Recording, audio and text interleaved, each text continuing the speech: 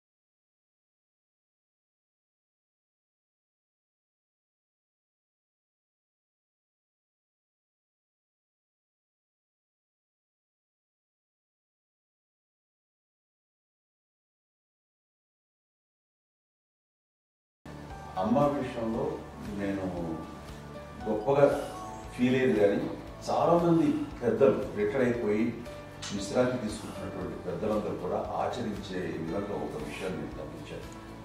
ఇప్పుడంటే నా దగ్గర ఉంటుంది కాబట్టి ఉన్నాను. అమ్మ విడిగా ఇంకొక ఇంట్లో ఉండేది, ఇన్ని సంవత్సరాలు నాన్నగారు గౌరవం దగ్గర నుంచి ఉండేది. 5 సంవత్సరాలు ఒంటరిగా ఉండి నన్ను బిడ్డలందరూ ఎవరు మానాన్ని వెళ్ళిపోయారు, నేను ఒంటరి అయిపోయాను అన్న ఫీలింగ్ అమ్మకు ఎప్పుడు ఉండేది కాదు. తర్వాత బిడ్డలు ఆయా వాళ్ళ టైం బట్టి వచ్చి చూసుకుంటూ సరిపోతుంది. అది వారమా, నెలక, 2 నెలక, అసలు ఒకసారి రాలేని పరిస్థితిలో ఉంటుంది 5-6 నెలల పాటు. ఇదే ఊళ్ళో ఉండి పక్క విధుల్లో ఉండి ఎవరి పనులు వాళ్ళు బిజీగా ఉండి, ఎవరి షూటింగ్ వాళ్ళు బిజీగా ఉండి, ఎవరి ప్రొఫెషన్లో వాళ్ళు బిజీగా ఉండి, ఎవరి ప్రొఫెషన్లో వాళ్ళు బిజీగా ఉండి, తన సంసారం తను బిజీగా ఉంటాను ఒకసారి అమ్మ ఏమీ ఫీల్ అయ్యేది, ఏంటమ్మా రావట్లేదు, అసలు పట్టించుకోవట్లేదు ఏంటి అంటే అంతేలేమ్మా అని ఇలాంటి నిరసన మాటలు కానీ, ఈసరింపు మాటలు కానీ, లేకపోతే న్యూనతాభావం కానీ ఇలాంటివి ఎప్పుడు అమ్మకు లేవండి. వచ్చారు అబ్బాయి ఏం చేసి పెట్టడా చెప్పండి అంటూ చాలా పాజిటివ్ ఉండి ఇప్పటికీ కూడా తను సపరేట్ ఇచ్చింది మా ఇంట్లో ఎంతో ఉంటుంది వేరే ఎందుకంటే అమ్మకి మోస్ట్ స్ట్రెస్ బస్టర్ వచ్చేసినా లేకపోతే ఏదో రిలీఫ్ ఏంటంటే తన కిచెన్లో కూర్చొని వండుకు తింటాం, వండి అందరికి పెట్టాం. ఇప్పటికీ కళ్యాణ్ బాబు అక్కడక్కడ తిరిగేసి ఎక్కడో చేసి నిరసనలు చేసి అన్ని రకాలుగా చేసి వస్తే అమ్మకి చాలా జాలి. ఆడేదో ఇంక మేము గుడ్లా కష్టపడుతున్నాం కానీ ఆడి ఎంతలో వెళ్ళేది మీ టీవీలో వాటిలో అది ఎక్కువగా చూపించేసరికి వాడే కష్టపడతారు, మేము కష్టపడలేదు ఫీల్ అమ్మకి అందులో వాడు రాగానే ఎలా వచ్చావా అని అమ్మ ఎక్కడ కళ్యాణ్ బాబు అంటే ముందు అమ్మను కానీ ఎక్కడ కళ్యాణ్ బాబు తను ఎక్కడ ఉంటాడు ఏదో ఉంటాడు తెలుసు అది తెలిసిన ఎక్కడ తను వాడికి ఇష్టమైన బిర్యానీ అవి చేసి చక్కగా పంపించి అన్నీ చేస్తుంది. అట్లాగా బిడ్డలకి పెట్టడమే తప్ప బిడ్డల నుంచి ఈ వయసులో ఎక్స్పెక్ట్ చేయడం లేకపోగా కొంచెం పట్టించుకోవట్లేదు అనే ఒక న్యూనత భావంలోకి వెళ్ళిపోయి సైకలాజికల్ డిప్రెస్ అయ్యే మదర్ మాత్రం కాదు. ఆ రకంగా మాకందరికీ భరోసా. మేము కూడా పెద్ద అయినా బిడ్డలు వాళ్ళ ప్రవృత్తి ఉద్యోగరీత్యా వాళ్ళ వృత్తిరీత్యా వాళ్ళు దూరం అయిపోయి మనల్ని చాలా కమ్యూనికేషన్ గ్యాప్ వచ్చినా సరే బిడ్డలు నాకు దూరం అయిపోయి పట్టించుకోవట్లేదు. ఇలాగే చూసావా వెళ్ళి ఎంత ఇదిగా ఉదయ్యేవాళ్ళు గురించి ఇప్పుడు ఏమైపోయాను అన్న ఇంత కొంచెం బాధపడలేదు వాళ్ళకి అంటూ నెగిటివ్ సైడ్ ఆలోచించే విధానం లేనే లేదు. అది మా అందరికి ఎంత కంఫర్టబుల్ అంటే అంత అయితే కదా. నేను చూసుకోకపోతే మాధవ్ చూసుకుని మాధవ్ లేకపోతే నాగబాబు వెళ్తుంటాడు కడియడం వల్ల మా విజయ్ చూసుకుంటున్నది సరే నాకు కళ్యాణ్ బాబు తను చూసుకుంటుంటాడు. ఇలా ఎవరో కూడా వెళ్తూ ఉంటాం. అమ్మ మాత్రం అది వెరీ గుడ్ హెల్దీ. నేను చాలా మంది తల్లిదండ్రులు చూశాను, వాళ్ళు చాలా ఇబ్బంది పడుతుంటారు, పట్టించుకోవట్లేదు మేము అర్థం చేసుకోగలము కానీ వాళ్ళు వస్తే బాగుంటుంది కదా అనేది ఉంటుంది. ఫీల్ అవుతారు. అవును, అలాంటి ఫీలింగ్ ఏం లేదు. పైగా బిడ్డలు వస్తే వాళ్ళకి ఏం చేసి పెట్టాలా అనే ఆలోచన ఉంటుంది. అది వెరీ హెల్దీ. చాలా మంది ఆచరించాల్సిన ఒక విషయం అనుకుంటాను. చిన్నప్పుడు అన్ని ఆనందాలేనా, మర్చిపోలేని దుఃఖాలు కూడా ఏవైనా ఉన్నాయా? అమ్మ చెప్పాలంటే ఓపికకి, గృహిణిగా తన బాధ్యతలు నిర్వర్తించడానికి అండ్ అన్ని రకాలుగా టేకింగ్ కేర్, దీనికి ఒక మంచి ఉదాహరణ నేను చెప్పగలను. అది తలుచుకున్నప్పుడు నాకు చాలా ఉద్యోగం ఉంటుంది, నాకు చాలా ఖండితలు వచ్చేస్తుంది. అమ్మకి మేము 5 బిడ్డలు అండ్ పురిట్లోనూ 1 year పెరుగో 2.5 years పెరుగో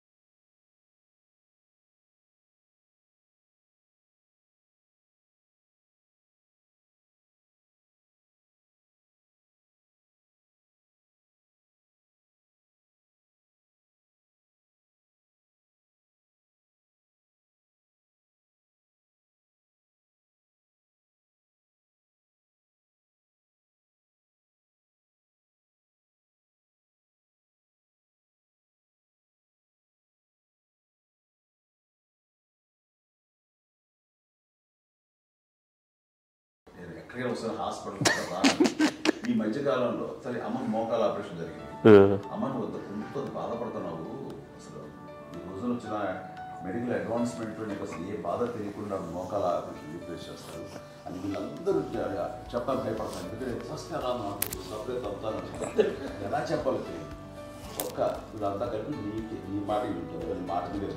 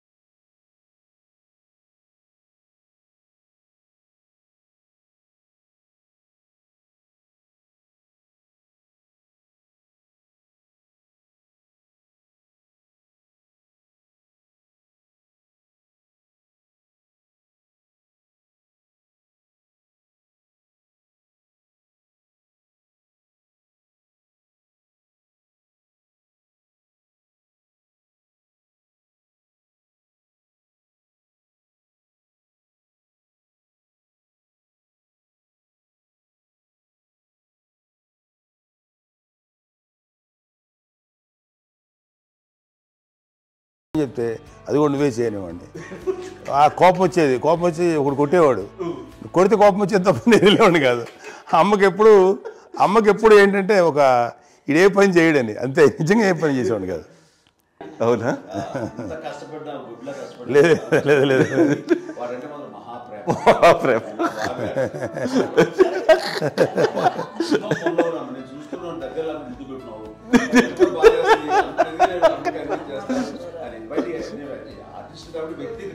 వ్యక్తిగత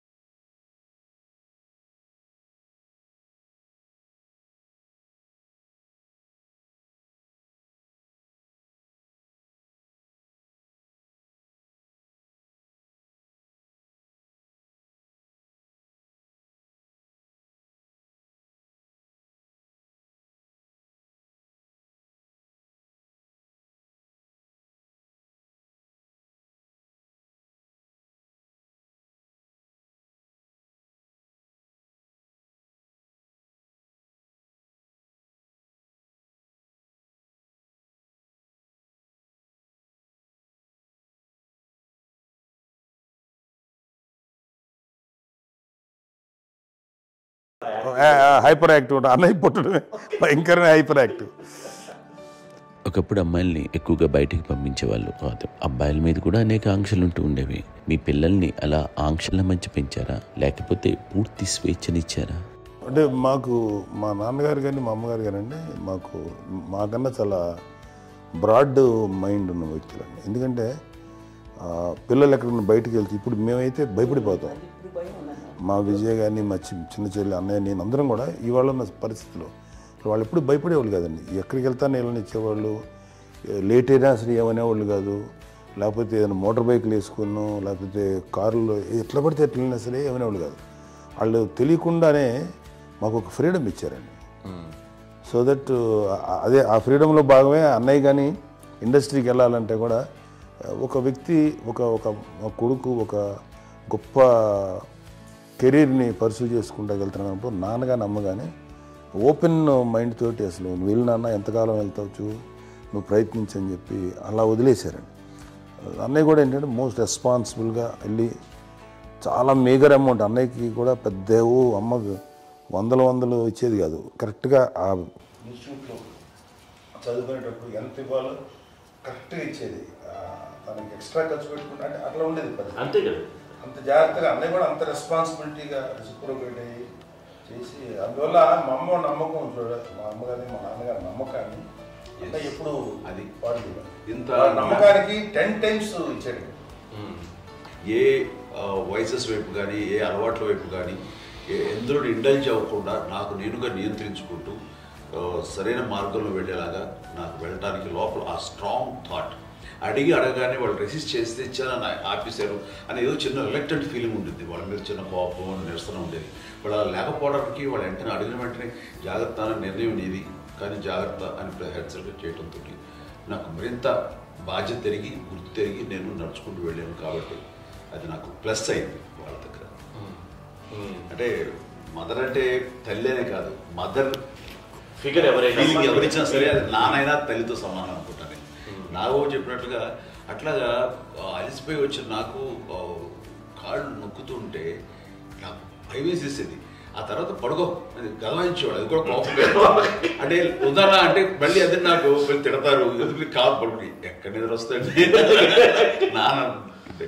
సో ఆ రకంగా నాన్న తన ప్రేమ చూపిస్తుంటాను.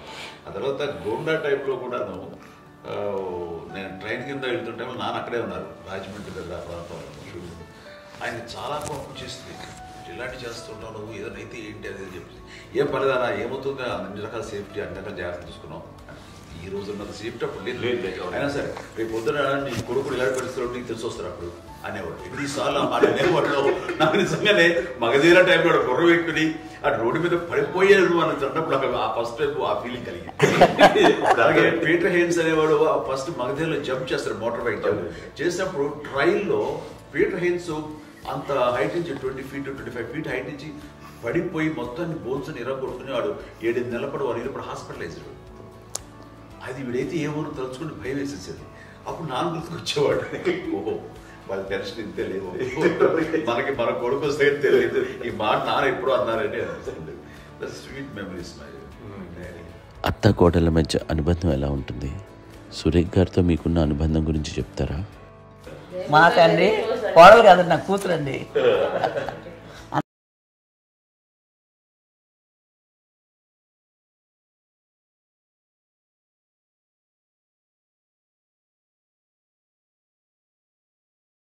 ఇది ఒక అందమైన ఉమ్మడి కుటుంబం, అందరూ కలిసి ఉంటారు. ఇంత ఆనందంగా ఉండడానికి కారణం ఏంటి? దీనికి పునాది ఎవరే వేశారు? మా నాన్నగారి క్వాలిటీ నేను ఎగ్జాంపుల్ చెప్పగలను. అమ్మ వాళ్ళ ఇంట్లో పెద్దది, వాళ్ళ నాన్నగారు అంటే మా తాతయ్య గారు ప్రొహిబిషన్ డిపార్ట్మెంట్లో సిఐగా ఎస్ఐగా చేశారు. ఏదో మా ఇన్స్పెక్టర్ సిఐ చేసి ఆయన కాలం చెందారు. చాలా ఎర్లీగా 48 years చచ్చిపోయారు. 40 చచ్చిపోయారు. 40 సరిపోతే ఆయనకి అప్పటికి అమ్మ కాకుండా 4 బిడ్డలు. అమ్మ తర్వాత అబ్బాయి తర్వాత 3 ఆడపిల్లలు. వాళ్ళు ఏంటంటే రాకరావడి నాగోప కంటే కూడా చిన్నవాడు. అది ఆ వయసు అంత చిన్నవాడు. అమ్మ మా పిన్నమ్మలు నాకంటే చిన్నవాడు. అలాంటి పిన్నమ్మల్ని ఆయన వీళ్ళ నాగ చనిపోయిన తర్వాత తన ఫ్యామిలీ అంతగా నాన్న పెంచారు. నాన్న కూడా అరాపురా శాలరీ మీద బతికేదే తప్ప కూడా కాదు. సో తనకు మిగిలిన దాంట్లో మళ్ళీ ఆ ఫ్యామిలీని చూసుకోవడం, మా అమ్మమ్మను చూసుకోవటం, వాళ్ళ మంచి చెడు చూసుకోవటం. వాళ్ళకు ఇల్లు మాత్రం ఉంది మొగల్తూరులో. ఆ ఇంట్లో వాళ్ళు అద్దెకు వస్తే ఆ కొంచెం డబ్బు నానిచ్చే డబ్బు, అక్కడ పొలం కొనిచ్చారు. ఆ పొలం మీద వచ్చే డబ్బుతోటి అంతా బాగా చూసుకోరు తన ఫ్యామిలీ లాగా. కాబట్టి నాన్న ఫస్ట్ సూత్రధారి. అమ్మ కూడా ఫ్యామిలీ బాండింగ్ టుగెదర్నెస్ అనేది స్ట్రాంగ్గా ఉండటానికి నాన్న ఏర్పాటు చేసినటువంటి బీజం. అది అమ్మ కంటిన్యూ చేస్తుంది. మేము ఇవన్నీ చూసి మేము నేర్చుకుని మేము టుగెదర్ అంటున్నాము. అందునే we are very rich in terms of emotional bonding. ఏ కష్టం వచ్చినా ఎవరికి ఏది ఇబ్బంది వచ్చినా సరే మొత్తం అందరం గుమిగూడిపోతాం. ఏ లెవెల్గా వెళ్ళిపోయి మోర్ సపోర్ట్ చేస్తాం. అంటే వీ డోంట్ ఎక్స్పెక్ట్ అంతమంది ఏముంది ఒకళ్ళొకరు భరోసా అది మా ఫ్యామిలీ మేము వెరీ స్ట్రాంగ్ అని చెప్పాలి. పెద్దవాడు కాబట్టి అవకాశం నాకు వచ్చింది కాబట్టి అమ్మా ఇది ఎప్పుడు ఎవరు కొన్ని విషయాలు నాగబాబు సపోర్ట్గా ఉంటాడు, నాగబాబు ఉండి వాడు ఉంటాడు భరోసా. అలాగే ఆడపిల్లలు మీ అందరిలోనూ అమ్మని ఎవరు ఎక్కువ జాగ్రత్తగా చూసుకుంటారు? ఎగ్జాక్ట్లీ మేము కూడా గమనించలేని సున్నితమైనటువంటి ఇష్యూస్ లైక్ హెల్త్ విషయం కానీ అమ్మ మూడు కానీ అన్నయ్య ఎంత క్యాజువల్ ఎంత బిజీ ఉన్నా ఒక అమ్మాయి ఉంటుంది. అలాగే చాలా చిన్న చిన్న విషయాలు కూడా చాలా మెడికల్ ఇంట్రెస్ట్. అందుకని మాకు అన్నయ్య ఉన్నాడు, అన్నయ్య దగ్గర ఉంది అమ్మ అంటే ఇంకా ఎక్కువ రిలాక్స్ అయ్యాను. అన్నయ్య దగ్గరికి వచ్చాక మేము అందరం చాలా కంఫర్ట్ అయిపోయాం. ఎప్పుడు ఎవరు కొన్ని విషయాలు నాగబాబు సపోర్ట్గా ఉంటాడు, నాగబాబు ఉండి వాడు ఉంటాడు భరోసా.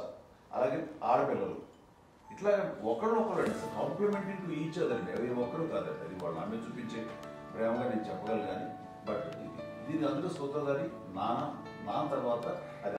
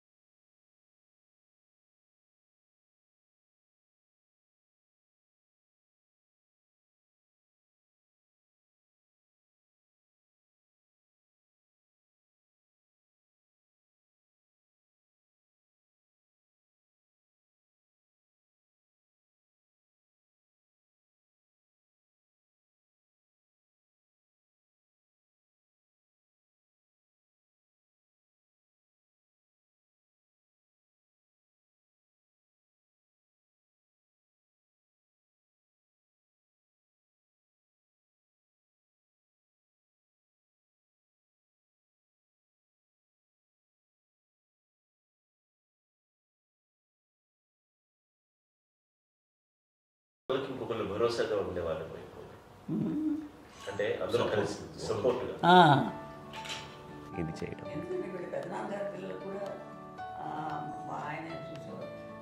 మా నాన్నగారు అన్నయ్య గారు వాళ్ళ బిడ్డలు కూడా ఇక్కడే ఉన్నారు. వాళ్ళు కూడా అమ్మాయి వాళ్ళకి ఆడ